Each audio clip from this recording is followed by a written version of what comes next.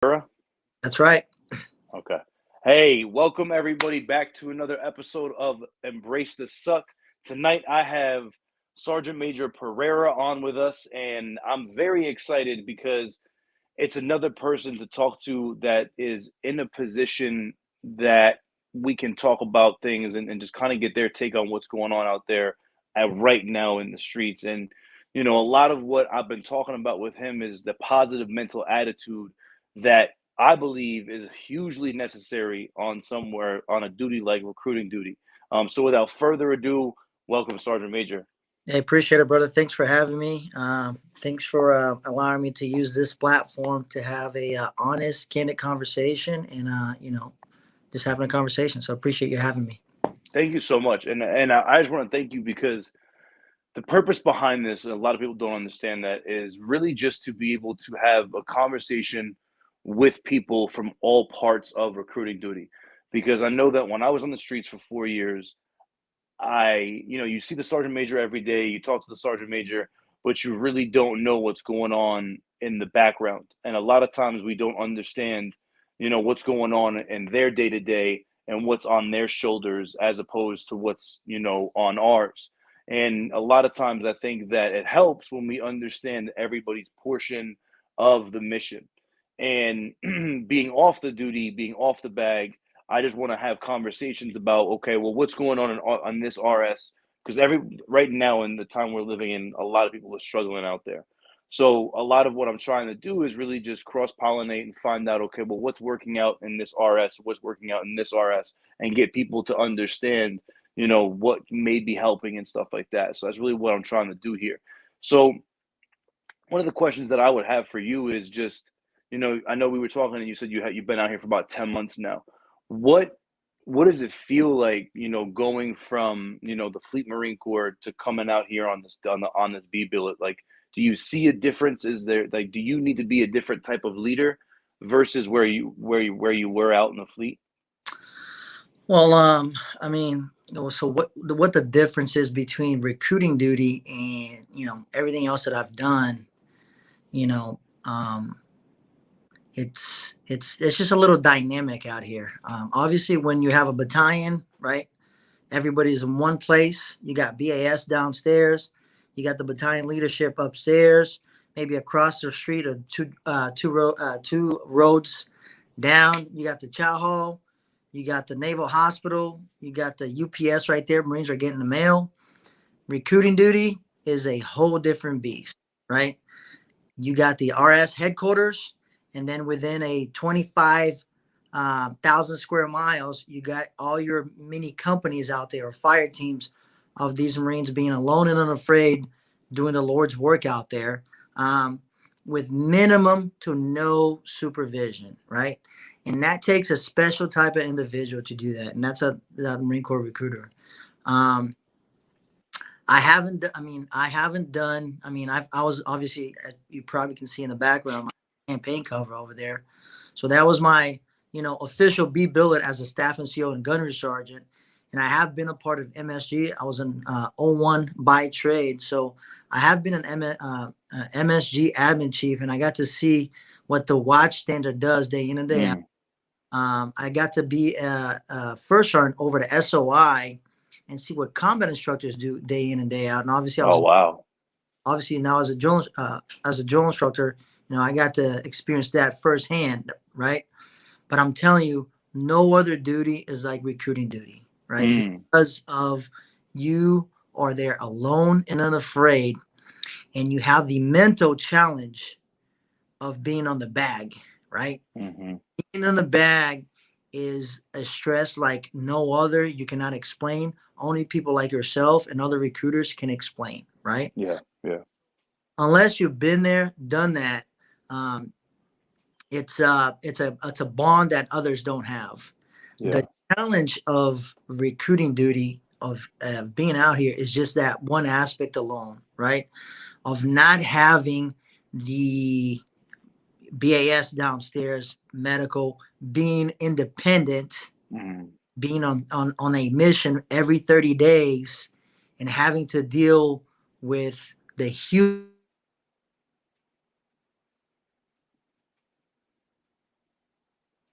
I can't hear you. Oh, we're good now. Not deal with, but to manage the human side of recruiting duty, which a lot of times, right, sometimes gets neglected. That's Yeah. our challenge out here in recruiting duty, dealing with the human aspect of the duty. Uh, Amen. don't think, in my experience, was that challenging, or I didn't have the resources right here. Yeah. Duties.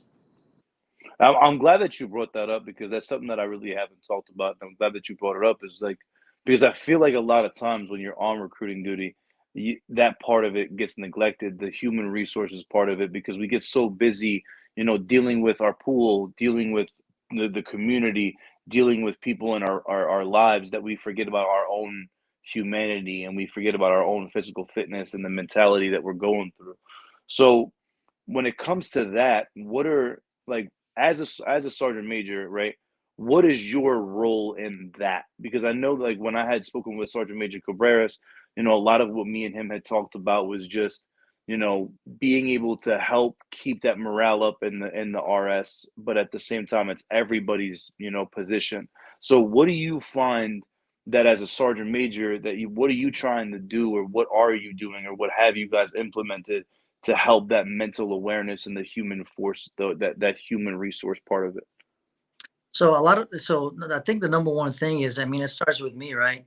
If I'm Hmm. coming into work, right, and I got a negative outlook in life, right? I don't want to be at work.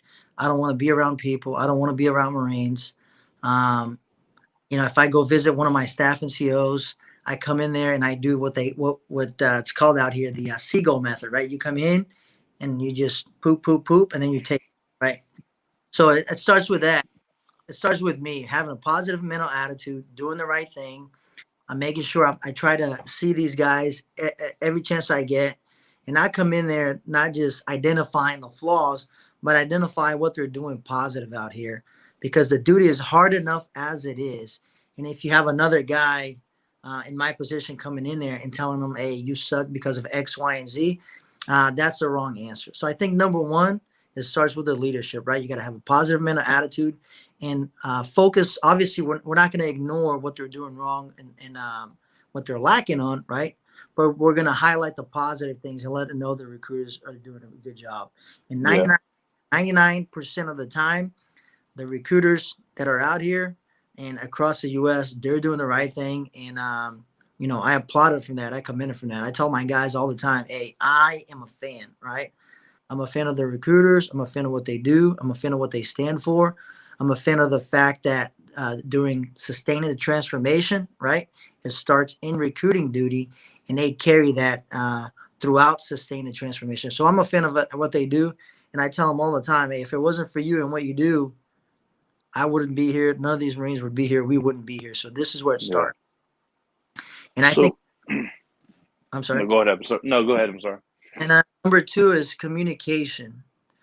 We have to be able to communicate the good, the bad, and the ugly.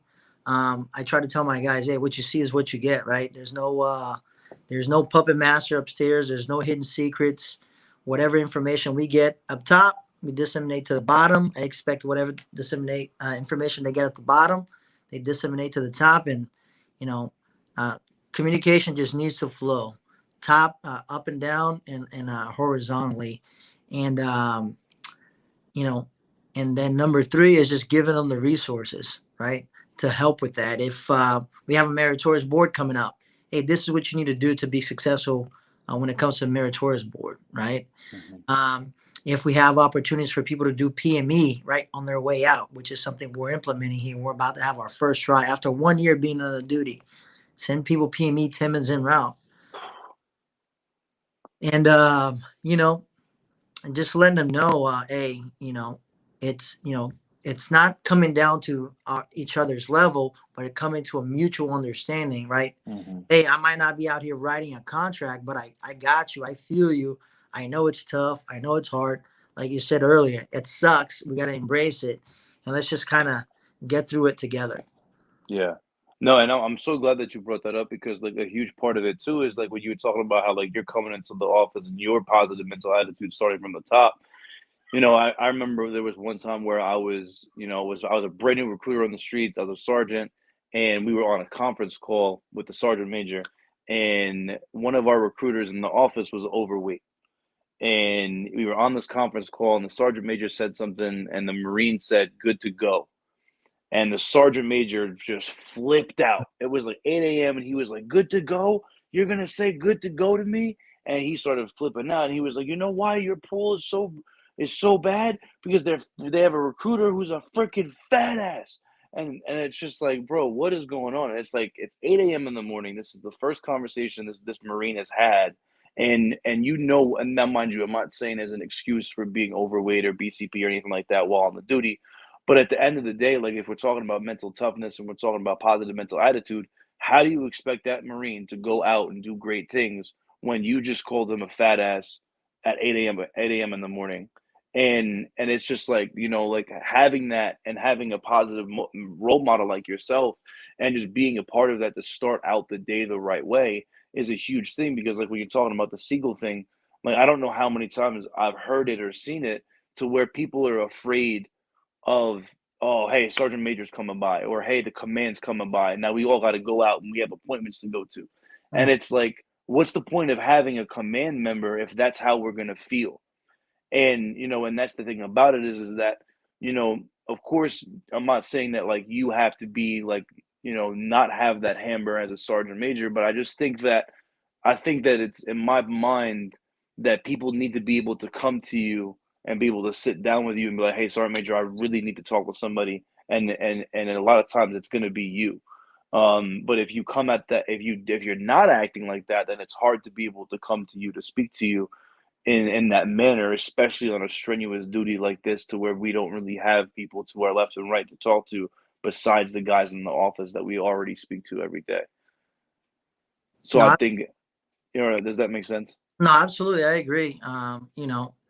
It's easy to go anywhere and point deficiencies because people are not doing the right thing. It's very difficult to you know find out what those deficiencies are and guide them, teach them and mentor towards what right looks like. And Mm, that's just not in recruiting duty. That's anywhere. As a drill instructor, MSG, as a combat instructor, that applies to every single duty. Um, that's why a lot of people in other, you know, in some SDAs, I mean, sometimes are lacking just because they're very quick to resort to the knife hand, right? yeah, And they're slow to, give them the giving hand. yeah. So what are some things that maybe, with you coming on the duty, would you say you were well prepared for what it takes to be an RS Sergeant Major? Like, did you come out here like knowing what was going to be expected of you, or was there some stuff that you were like, wow, like this is not what I thought it was going to be? Like, do you feel like maybe you could have prepared better or differently? Like for that Sergeant Major who's going to come out here and be an RS Sergeant Major, like, what are your thoughts on that? So I think, number one, I don't have all the answers, right? Yeah, of course. Still trying to figure things out. I've been here for about 10 months. Um, Sometimes my boss calls me on a weekly basis. Afraid to say, hey, why is your pool not doing X, Y, and Z? Why are you not at this level, right? And sometimes he calls me and he'll tell me, hey, brother, you did a good job with your CDR program, with your pool program, right? So I don't have all the answers, right? Hmm. My recruiters at, um, my boss likes to say, hey, as long as you look like you know what you're doing, that's half. But I tell them all the time, I try to look like I know what I'm doing most of the time, but sometimes I just don't know what I'm doing. And what I know is if I treat people with dignity and respect, and I come in a situation and I try to help people to fulfill their dreams, for them to be successful, for them not to fail, because I don't want to fail. And I tell the recruiters out here in RS Charlotte, their success is our success, right? Amen. Their failures is our failures. That's on us. It's not on them. Um, so, I don't have all the answers. So, I mean, we're figuring, and we're, the not only the Marine Corps but the branches. We're in a unique situation where we're at now. Yeah. We're trying to get through it as best as we can, and I think we're doing. I mean, I think we're doing a good job. And I think as long as we care about the Marines, right, we care about each other in the institution, I think we're going to be okay at the end. But you know, I the role of the sergeant major is a little bit unique because you start in that leadership position as a brand new, bright-eyed first sergeant. So you're put on different situations, um, and you have to adapt to whatever situation you're in. And not only 89 99s, but every Marine across the FMF, TCOM, and they're all used to putting in unique situations that's not what their primary billet, and they just adapt. I think one of the most difficult things for me specifically coming out here, um, I want to say is number one, not understanding the entire, FMAM and JJAS process. Right? Hmm. It takes about 12 months for you to see that entire, life cycle, and knowing the hidden movements. Right, every job has its hidden movements, but no other job has hidden movements like recruiting duty. Right. Hmm. So unless so you have to be very engaged not only with the pool, but your recruiters, to find out what hidden movements they need to be successful. And I need to be able to facilitate that. Right. So I think that's what's been difficult. It's finding out the hidden movements and then being able to help them out so they can be successful. Do you find that that do you find that a lot of times you're leaning on that RI shop a lot All the, for all yeah? the, all the time. One thing before coming out here, you hear the horror stories of recruiting duty, right? Be careful with that, right? We all seen the memes on social media. Be careful with this. Be careful with that. At the end of the day, right? A good Marine is a good Marine. A not so good Marine is a not so good Marine, and that transfers over to being a drill instructor, to being a combat instructor, to being a recruiter, right? Um, I've been fortunate that coming out here, I have a phenomenal RI shop. And one thing that makes every RS successful is that that trifecta between a CO sergeant major and the RI. If they're marching to the same tune, they're they're rowing in the same direction, and they're preaching the same message. That and they all have a positive mental attitude. That's just going to trickle down to the Marines and to your station. So, and just like any other team, right? You go to an infantry battalion. If the company guns, the CO, the sergeant major, the XO, and your platoon commanders and platoon sergeants, they're not all marching to the same tune. Those squad leaders and those team leaders and those Marines are going to suffer. It's Yeah. no. So I do lean just like any other function of the Marine Corps. I do lean a lot on my IR shop because at the end of the day, right, we are in the business of making Marines, winning our nation battles, and returning those Marines to be better, productive citizens. So we are at the business of making Marines, and the transformation starts here. So at the end of the day, that RI shop, they're driving action, they're tweaking things here and there uh, to make sure that the lifeblood of the Corps is where it needs to be. So absolutely, I rely heavily on the RI as a team in order to one take care of Marines and make sure we're getting the job done day in and day out. So that's appreciate that question. Awesome. And one of the things I too is just with why do you think, and now that you've had 10 months to kind of observe the duty, why do you think you were just talking about the Fleet Marine Force, but why do you think that, we have the Fleet Marine Corps and everything is so easy to not I don't want to say easy, but we follow those steps, we follow that leadership, those leadership traits, and we do all these things. Why do you think that like when it comes to recruiting duty, people make it into like this 10,000 pound weight, and I feel like a lot of times we make it harder than it needs to be.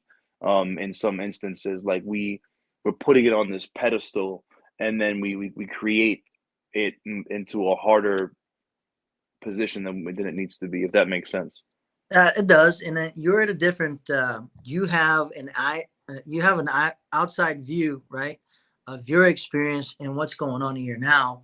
Because as you mentioned before, you have that experience in recruiting duty. So you looking back now, you're like, you know what? It was probably not that hard, or I could have done this, or I could have done that, or Hmm. I did well, right? Um, so you have a different perspective in it.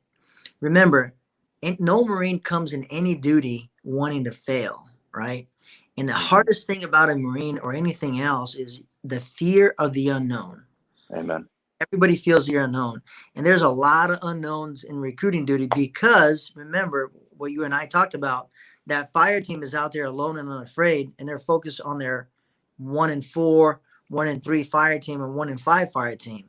And a lot Hmm. of times outside of that, you know, as much as the command group tries to communicate to the best of their ability to try to have those all hand functions to the best of their ability to bringing people together, right? That's once a month. Those 29 other days, they're out there doing God's work. So they're really focused on what they're focused on, which is that mission monkey. So they Hmm. don't know a lot of times what's going on. So there's Yeah. unknowns in the back of their minds. And that unknown sometimes, depending on the recruiter, right? Because they're focused and they don't want to fail, they want to do well, goes on for 30, 36 months, sometimes a little less. Yeah. They come in and recruited duty, they do extremely well, and they're running, and they're running the gunning the whole time. And when they wake up, they're like, oh man, it's time for me to go. Yeah. Right. So when they get back to the fleet, even though they did well, they remember the suck and remember the struggles. Right. So a lot of times, just like any other SDA, what do we like to talk about the best? The bad times. Not the bad stuff. The worst. We love war stories. I know I Yeah. Yeah. Yeah. we love Yep. war, right? But the Marines out here, and not just here across the Marine Corps. I mean, I think they do a phenomenal job at taking care of each other because at the end of the day, that's what they want to do. They want to Amen. get the job done, take care of each other, and they don't want to fail. So Yeah. they're doing a phenomenal job given the circumstances we're in right now. Yeah. And I'm glad that you brought that up because that is a huge part about it. It just be, in order for you to have a winning team, you got to care about one another. And I feel like a lot of times when we're in these individual RSSs, we're in these individual fighting holes, sometimes we forget about that. And we forget about the fact that we need to work towards one another, and we forget about the, that other RSS that's across the pond. And we forget about, like, because we're so busy, in our wave, that we don't realize that other people may need help. And I'm glad that you're talking about the fact that you guys are realizing that, and that your RS is strong, and that you have these offices that are, being able to do that for one another and be able to lift each other up and stuff like that. No, absolutely. And remember, just like any other Marine Corps unit, right? I mean, we're a family, and we're here for each other. And like I mean, I just had my brother over this weekend, right? I love him to death, but after 48 hours, I was ready for him to go. just like, Yeah. just like any family, not only RS Charlotte, but no Marine Corps unit is perfect. And when you're around family a lot, there's issues you got to work out. There's kinks you got to work out. There's things that you realize you're doing, that you need to improve on. There's things that you see other people are doing that they need to improve on. And I mean, that's just how we grow as a unit, as organization, and as a family. Just kind of helping each other out, just because nobody wants to fail. Got you. What are some of the things that you guys are doing for, like, the pool attrition side of the house? Like, is there anything that you've done or changed, or anything that you've realized that, like, maybe this will help towards it? Like some of those things that your sergeant major is like, hey, you're doing awesome here. Like, what are some of the things that you're doing to help mitigate that? So I think one of the things that we do here, and that's not me. I don't do anything. The staff and CYCs and the recruiters, they're the ones doing this. And what we do is once a year we get together and we talk about, hey, what can we do better? What Yeah. can we do in the pool? And we all came together and we all agreed on a couple things, right? Number one, we agreed that um, once a month when we do pool, they're going to do pool PT at least twice a week, right? Hmm. And we're going to have at least between 85% and 90% show rate every pool function, right? So we all agreed on that.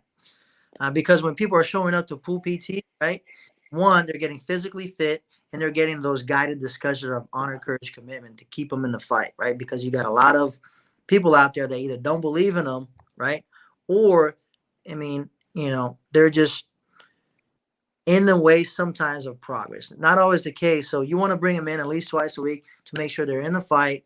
You want them to achieve their goals, and you want them to become a Marine because that's what they wanted, right? The next thing that we agreed on is that, hey, once a month when we have our pool function, it's going to be fun, right? We're going to try to get it, like I said before, 85% to 90% show rate, but we're going to award the people that are performers. So if people are preaching the Marine Corps gospel and they're getting new police out here, we give them the Bloodhound Award. So every month they're going to get an award. If they're improving with their physical fitness, they're going to get an award. And if they are being motivated, they're studying their knowledge, they're teaching others knowledge, and they're helping each other out as a poolee, they're gonna get an award. So we emphasize commending the deserving and encourage the wayward, and we do that through those awards on top of the pool incentive items that MCRIC does. They do get those awards. And another thing, so they get those 4 awards. And another thing that we've implemented, and we didn't implement because I know a lot of RSs around MCRIC do this, right? We have squad leaders and guides as needed, and as people ship, as people rotate, or as people get fired, we created this mock promotion certificate. So once a quarter or as needed, the squad leaders and the guides of the RSSs, they get promoted. And what we found is that builds responsibility, that builds a spirit de corps, and that builds ownership between each recruiter in their pool and that RSS. So for the last 9 months, we've been doing this, right? And I've seen personally, because I get to go, the recruiters, they don't see it as much as I do, but I get to go to every RSS and see that improvement in those pools with those poolies and even those recruiters, because at the end of the day, I know that they're proud of their product. I know that they're proud of the poolie. If I sometimes I'll point out a poolie who's probably not within standard. I'm like, hey, is that your poolie? And they're like, heck no, Sergeant Major, that's not my guy. I know that they have pride in their product. They have pride in their pool. So we've capitalized on that, and we've seen a dramatic change on the on pool referrals, on pool attendance, and just the pride and ownership of the pool. Well, that's awesome. So one thing that I've been trying to get in this is just an opinion of mine or a thought process of mine that I've thought about is 2 things.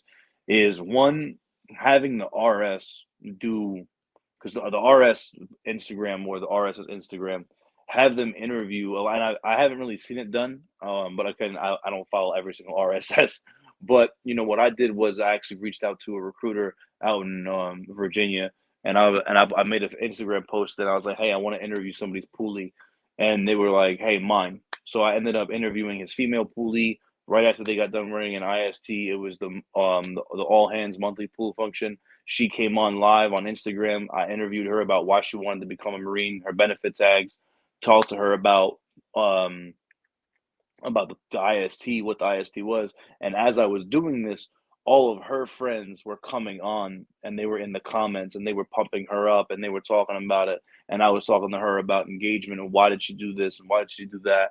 And just watching her being able to tell her own story through that was an awesome experience. So, and then that recruiter actually hit me up and was like, bro, I got like 3 or 4 referrals from her because of that, because now I was engaging with her friends in that Instagram live.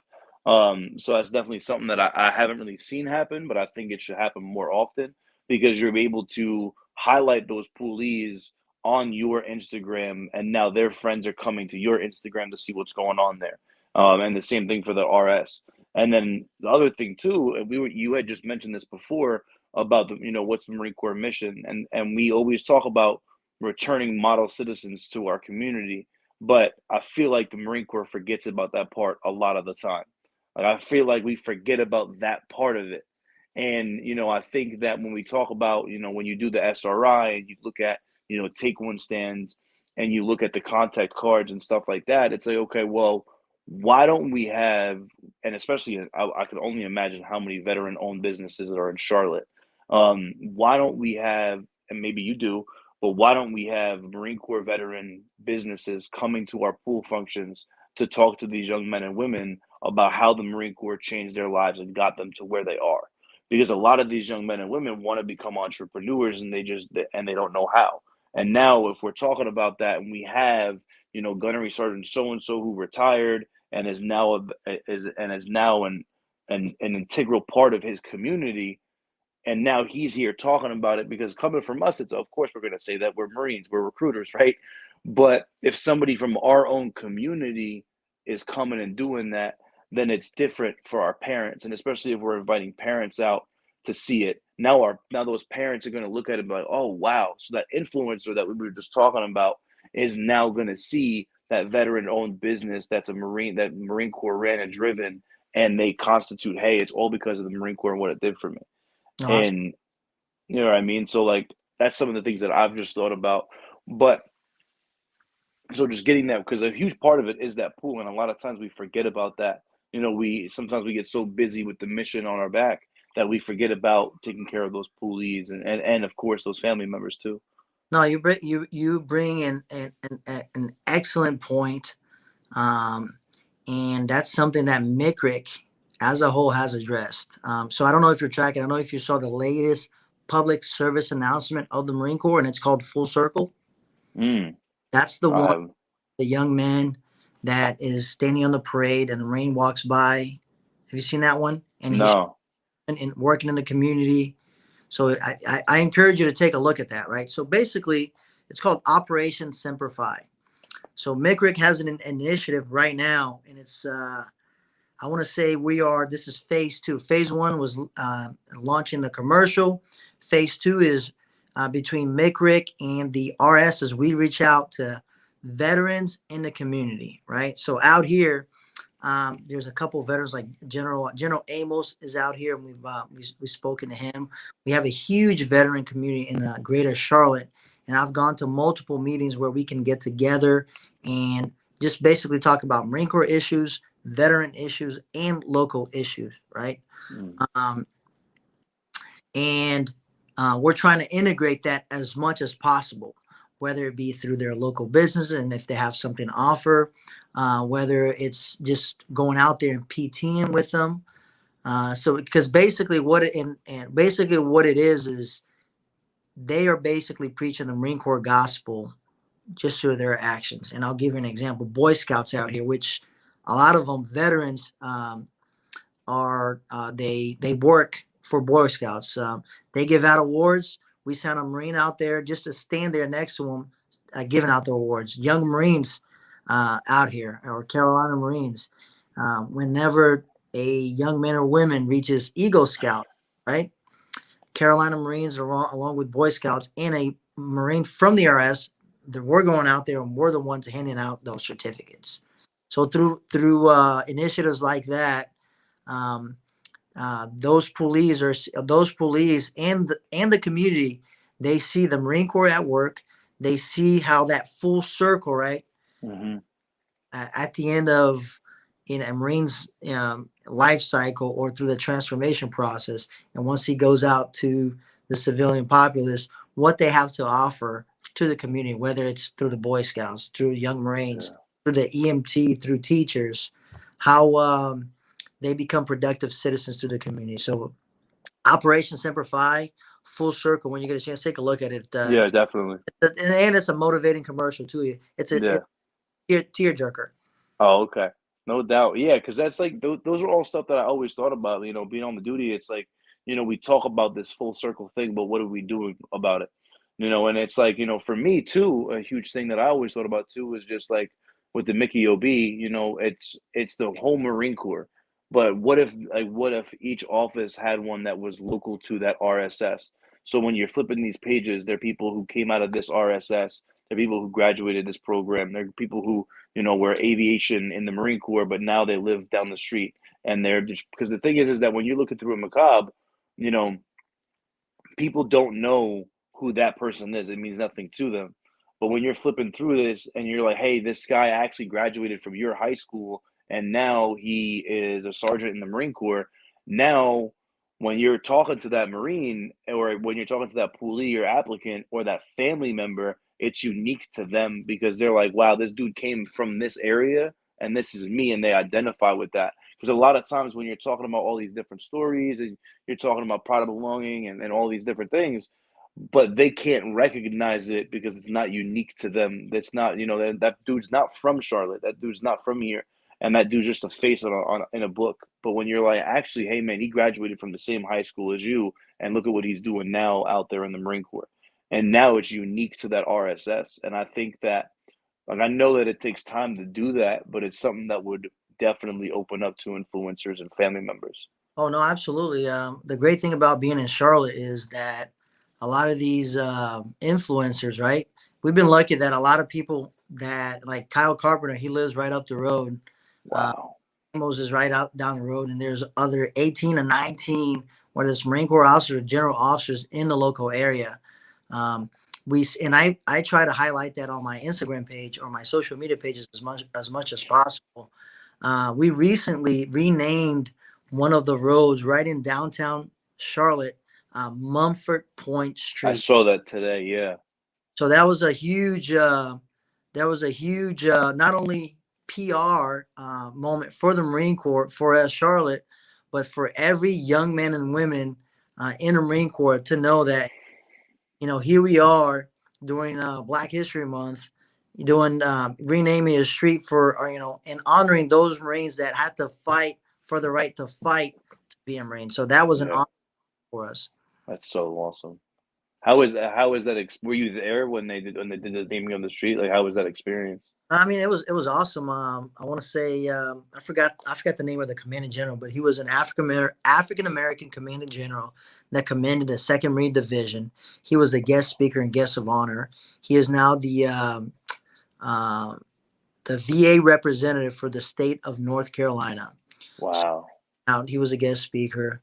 I mean, they unveiled the name of the street. He gave an awesome speech. The entire reserve unit from 451 was over there. A lot of the recruiters from the RS Charlotte were over there in the local area. Government officials were over there from the Charlotte Oh, area, wow.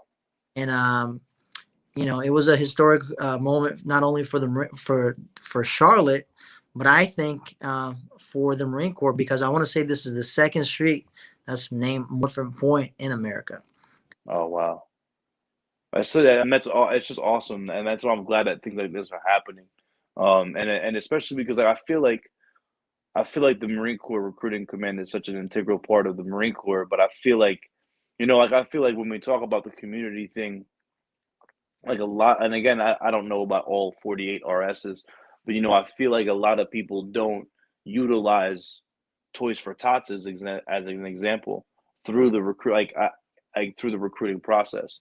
Like I feel like it should be a huge part that we're using it at high schools. Especially if you have high schools that are closed that you can't get into. Okay, well, hey, listen, you know what? We're not here to recruit, but we do have this organization called Toys for Tots that I think would be an awesome opportunity for you just to be able to donate toys to this local, to your own community. And I feel like a lot of people don't even use it like that because a lot of people, everyone knows what Toys for Tots is, but a lot of times people don't even know that it's a Marine Corps thing. They don't know how the charity began. They don't know the ins and outs of it. And a lot of people are losing out on getting into schools by utilizing this as an opportunity to showcase the Marine Corps Reserve Program and be like, hey, actually, this is what the Marine Corps Reserves does for your community. No, that's a great point.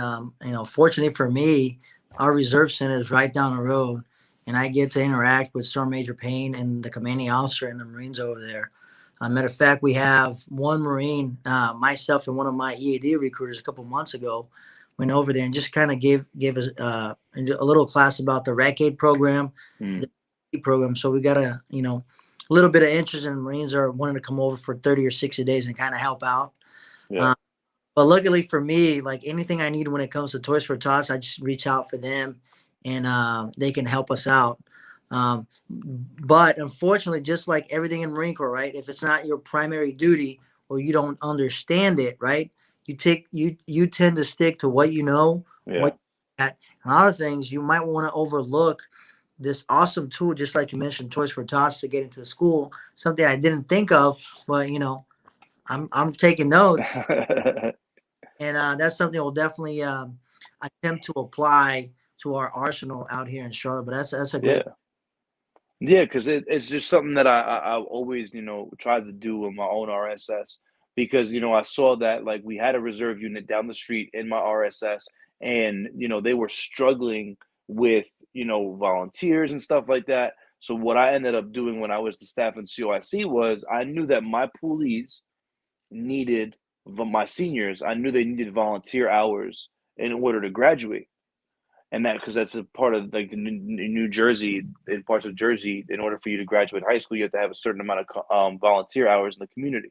So I was like, okay, well, what better way than for you to volunteer for the Toys for Tots? So then what I did was I called my local high schools, even the ones that I couldn't get into, and I was like, hey, I don't know if your students need some volunteer work, but the Toys for Tots, is in this town, and they actually need some volunteer workers. So now what that did was families, parents, kids, teachers, faculty were now helping out the reserve program, and the reserve program was getting that extra help with the packing of the toys and the sorting of the toys. And now we were able to start talking to influencers, teachers, and people that we never were able to open the door to. And now they were actually in our building talking to us. So it Uh, was able to help us in that instance. And also, it was just able to help the community get more toys, get more volunteers, and stuff like that. So that was the whiffum for the school. Like, okay, well, you know what? We can't get in, but we still want to be able to help you guys out. And uh, then, that school actually was able to become a working school. And because of those things, those are just some things that were working out. And that's what I think, like you said, we just lose track of all of the different things that we have in our arsenal, and we just work harder than rather sometimes working smarter, and we forget about these programs that the Marine Corps has created to help us actually do that recruiting effort. no, absolutely. That's why I was light. I was extremely happy when you invited to come on the program, because I knew when we're having. I mean, it's 2100. I mean, about to be 22. You don't need to be doing this. And so that's Mhm. why I was extremely happy when you invited me over to have these types of conversation, right? When you're trying to do good things and you care about the organization, you care about the people, things like this, like ideas. I mean, I wrote some of the stuff down. They start flowing, and um, you know, maybe who knows, we'll start working a little bit smarter than harder. So that's why I appreciate this conversation. Yeah, and I thank you for that, and I thank you for coming on because it's and that's what I really want people to understand. What I'm trying to do, is I'm just trying to, like you're a sergeant major on the duty right now. You're gonna have a replacement who's gonna come and he's gonna take over for you. And a lot of times the question is that okay, well, what would you have done better in your 3 years at RS Charlotte? And a lot of times we just don't have these conversations. We don't have conversations about okay, what was the struggle like on recruiting duty? And then like right now on the Marine Corps website, on the top right hand corner, there's an entire thing dedicated to Marine Corps recruiting duty right now because of how hard it is to get on the duty, and we're trying to get people to come out there. So one of my questions for you is that especially with you being a drill instructor, right? And there's something that's always troubled me is that the pride of a drilling, like you hear about it, like the pride of a drill instructor. People are so proud that they're a drill instructor, right? Like for instance, you have your plaques, you have your awards from how many years ago were you a drill instructor? So I was a drill instructor back in 2009. Okay. So back in 2009, and you still in your office right now have those plaques up, right?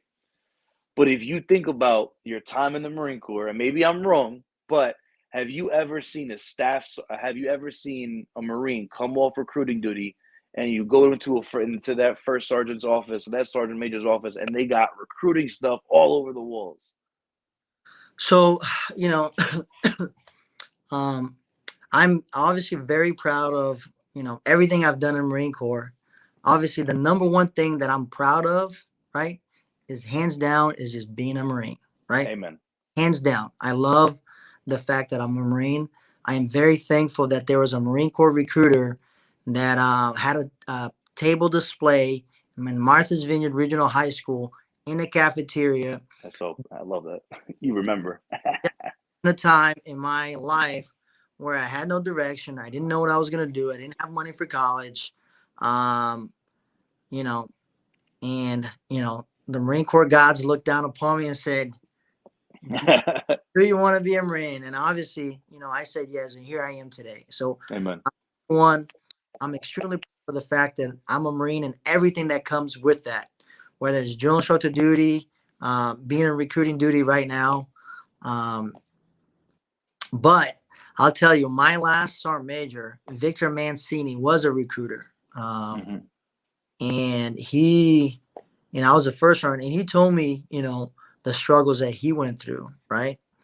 And what he had to do to make mission, and express to me how much and he wasn't a complainer, but he told me how much it sucked being a recruiter. Pardon my French. Yeah. As a young 0111 administrator, I did some time at the Military Interest Processing Station back in from 04 to 06 down in Westover Air Reserve Base in Chicopee, Massachusetts at the Springfield MEPS, right? So I would see those young recruiters from every branch of the Marine Corps, the Army, and the Navy, right? But even back then, the Marine Corps recruiters stood out to me and how hard they work, how passionate they were about the mission. Mm-hmm. So I've always had this not affinity, maybe it's the wrong wording, but this sentiment of respect and admiration for what the Marine Corps recruiter does, right? Yeah.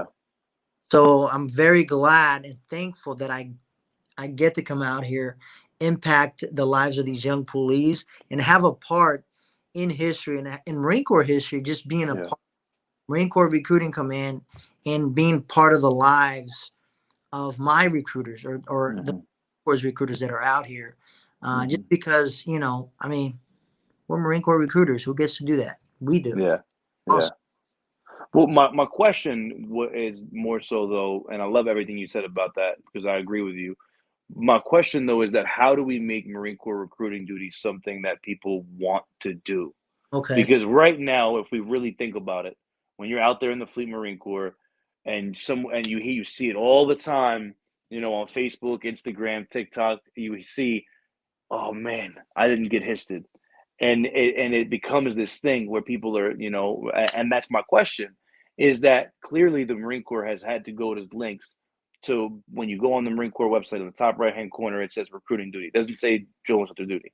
Yep. So how do we make this duty something where people want to come on the duty and are excited to come on it? Because I understand what you're saying with the reverence and how you feel about it. Because I've had a lot of people tell me that. I was talking to a drill instructor today. He's he's the podcast host for veterans and influencers, and me and him were talking, and he was a drill instructor. And he was like, "Hey man," he's like, "Bro, I give you all the credit in the world. I could never be a recruiter." He goes, "I just couldn't do it." He was like, "Bro, thanks God to you guys." And my drill instructor, he was a recruiter and he did drill instructor duty. Yeah. And he talks about that all the time. He's like, "Bro, hands down, I would do drill instructor all over again." So my question really is just how do we create a conducive environment that people want to return to and people want to be proud of? So now you got, there's two questions, right? You got, Mm-hmm. how do we get people excited about recruiting duty? That's one question. And how do we create a conducive environment so people would want to come to recruiting duty, right? Yes. Yes. So those are two questions, two completely answers. So the question number one, how do we how do I have people want to come to recruiting duty? And just like we do with everything in the Marine Corps, right? The Marine Corps is great at their advertisement, right? The Marine Corps is great at we have the best commercials in the Marine Corps. We have obviously, and this is not cliche. I mean, we look good in uniform. We have a good product. When time you go to an RSS, we're clean, we're sleek, right? We have that mystique about it. We no longer have the cami nets hanging up and the sandbags and Joe with the bazooka, right? It's clean, sleek, slick. We're color coordinated. I mean, it's a like some of these RSSs. You know, you look sometimes it looks like you're going into a professional environment, right? Hmm. So we pump it up. I mean, being a recruiter has its challenges, right? Being a recruiter has its and also has its benefits, but we just pump it up just like we do anything else, right? I am all about pumping up RS Charlotte. I'll tell you right now, people reach out to me almost, especially around the last 15 days with a by name request because they see my posts, right? They see me pump up my recruiters. They see me pump up the product, which is the police. People hit me up. I just turned down 2 people today. I broke their hearts. I told Oh them, wow. not come to RS Charlotte, killer. Like, sick, you're gonna have to seek employment elsewhere because we're booked. I pump up my recruiters. I pump up recruiting duty, and I show the Marine Corps in the recruiting duty in a positive light and what we do in the positive light, because at the end of the day, it is positive, right? So we pump it up. I mean, I'm talking businessy. We pump it up. We show it in a positive, and we tell people how bad at it, how extremely rewarding is, how badass it is. Because we all know, you do a successful tour as a recruiter. If I'm a sergeant major out in the FMF, I'm looking to those people that did the SDA, and that recruiter has something to offer. And Yeah, and I'm glad that you brought that up because I saw some sergeant, I don't know what RS he's at, but some sort, he's a friend of mine. He's a one of my buddies who's in the Marine Corps, who's a Marine Corps veteran here in New Jersey, has a podcast. He was an 0311, and his sergeant major is now an RS sergeant major. And he shared something today about the last meritorious board, and how like 17 or like a high percentage of people that got it were recruiters, not drill instructor. And he had showed that percentage, and that's what he was trying to point towards too. He was like, "This is what this B bill is doing for you when you get back to the Fleet Marine Corps." yeah, recruiting duty has the most quotas for meritorious promotions, for meritorious promotion. So Marines are getting meritorious and promoted, right? So just like anything else, messaging, right? Positive messaging, positive reinforcement, and we have those things, right? Now to your second, in my opinion, I mean, I'm Yeah. no, you know, but in my second opinion is, how do we make it conducive, right? Yes. Yes. That's the hard part, and that's a challenge, because what I mentioned before, because we're so spread out, it's very difficult, right? But one thing that we're implementing out here, Marines come out here, and for 30 months, they're grinding, they're working hard, they're doing all the right things, they're asking what's required of them. And at at the back end, there's nothing that tells me that I can't send these guys to, whether it's advanced course, career course, their MOS producing school, right? So I pay them back on top of, we just handed out uh, last week during our all hands at least 15 awards between Navy comms and NAMS to our recruits. Wow. So on top of awarding them with meritorious promotion, giving them awards for their hard work and well earned awards, we also send them to, their enlisted PME, where they can go to sergeant's course, where to go to staff academy. I just talked to a recruiter last week. I was like, "Hey, killer, you've been hooking and jabbing for us, right? Have you done your Marine Net course yet? Like I recommended you 3 months ago." He's like, "Yep, got it, Sergeant Major. When you get out of here, July, Sergeant Major." Well, guess what, killer? May, you're going to sergeant's course before you go to your unit. Come back, check out, and you're on your way, right? So I don't know why. So those are the things that we're doing in order to keep this place a conducive place to where Yeah. you I come. just, I'm sorry to interrupt you, but I just want to say thank you because I do not know how many times, including myself, I got promoted. I'm a reservist. So I got promoted. Like when I went on recruiting duty, I got promoted 3 years above all of my peers that are in the reserve program. So when I got promoted to staff sergeant, I already had my Marine. As soon as I got selected, I had my Marine course done. And as a reservist, you only needed to go to the 2 week course. You don't need to go to the month-long course. I never had the ability to go to the course, and I went back to my reserve unit without having it completed, and I wasn't able to go to any of my courses. So that really ended up effing up my career because I'm the only Marine in the reserve program that has a B billet completed. And now I can't be nothing. My career now I have to wait a whole entire year for the next available slot for me to go. And but yet I could have gone to a course before I got off of active duty, and I could have had it done. And it's and again, I just want to say thank you because I know of plenty of Marines who that has happened to, that have gotten off the duty, that have gone to check into a unit, and then they were in the below zone, and now they weren't PME complete, and now they've had all these issues. And I know, like, we always hear all the waiver, the waiver, the waiver, but like at the end of the day, if you're coming to a unit and you have everything knocked out and you have this B billet, now you can just focus on your MOS that you've been out of for 3 years, and Absolutely. now you can get right back to what matters. I'm sorry, not to say what matters, but now you can focus on your family, you can focus on your job again, because it's really messed up when you have to return to the fleet and then look at your family and say, "Hey, I got to leave for 6 months to go to this course," I or "Hey, I got to." I completely agree. And what I and to finalize, your question, right, on the messenger piece, all I'm gonna do is when that Marine's checking out, right, I'm gonna take a picture with him, shaking his hand.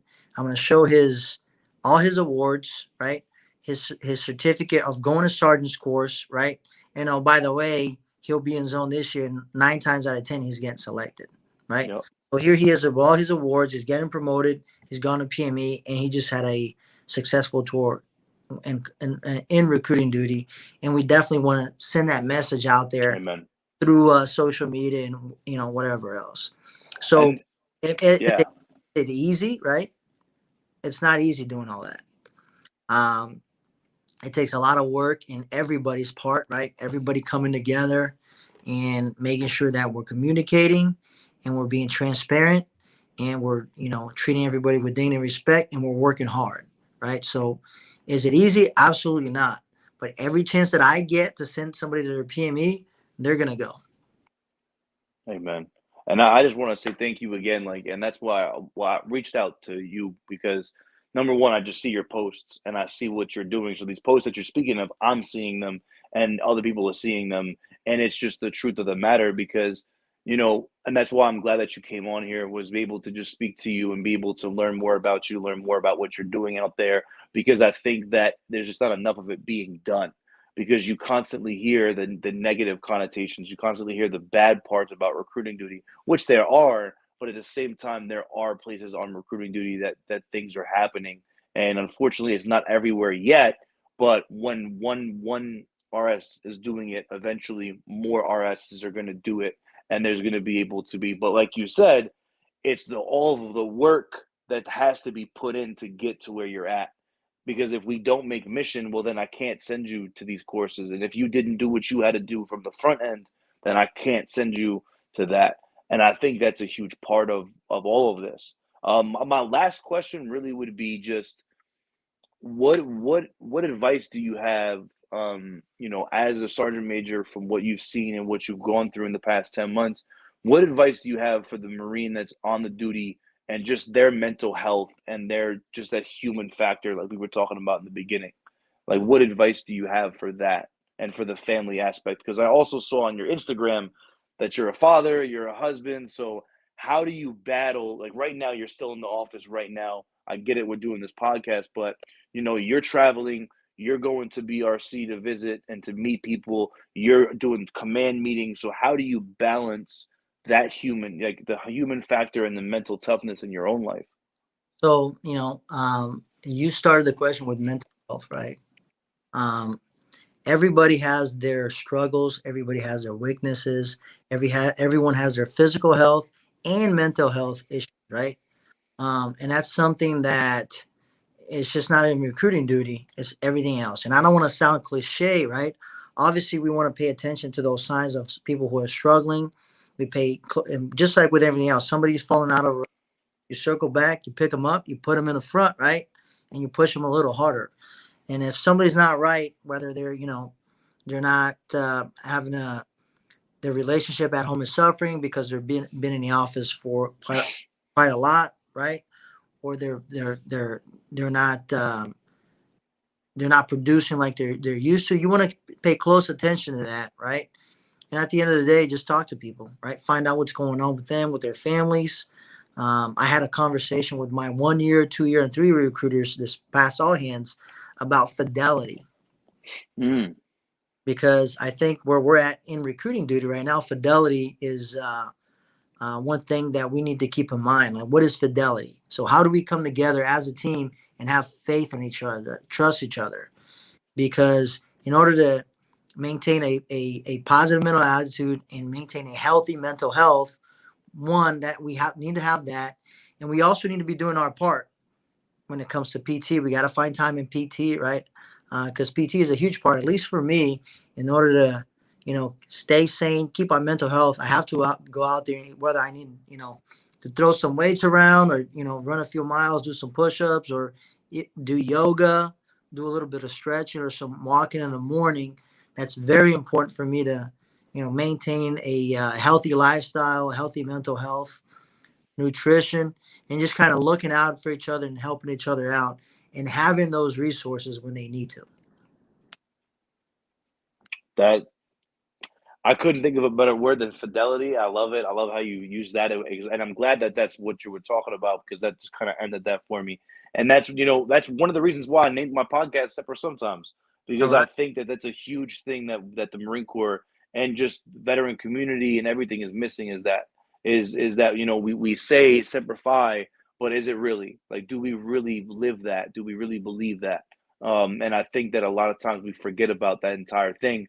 So, Sergeant Major, if there's anything else that you want to leave us with, any last minute thoughts, anything that you want to drop on us before we just end this? No, I appreciate you having me. Right. It's always, I always jump on the opportunity or a platform that I can, promote the brand, which is the Marine Corps brand.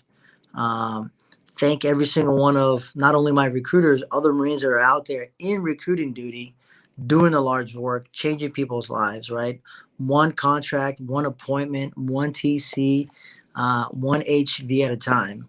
Uh, Mm. and, I'm glad that, a lot of what you do is aimed towards a Marine Corps recruiter. Because if you're going to talk about Marine Corps history, sustaining the transformation, right? Which General Kulak started and then General Amos re-emphasized in 2013. It starts right here in recruiting. Amen. Um, so, you know, the hard work that our recruiters are putting is not going unnoticed. Uh, and, what I tell my recruiters, it's not always going to be pretty, right? Sometimes it's going to be kind of ugly, throughout that whole 30 to 36 months.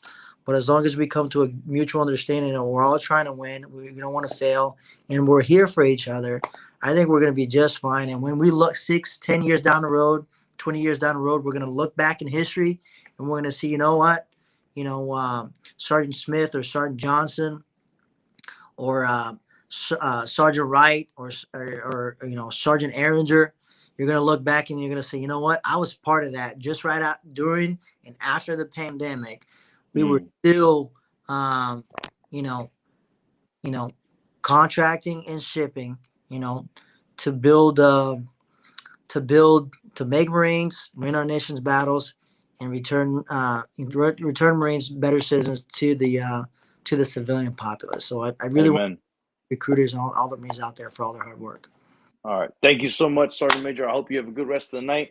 Thanks for coming on. I really appreciate it. I love what you're doing out there. I love the Instagram. I love everything you're doing, the fidelity. I love all of it. Thank you so much again, and I hope you have a good rest of the night. All right, brother. Semper Fidelis, and I appreciate you having me. Have a good evening. You too.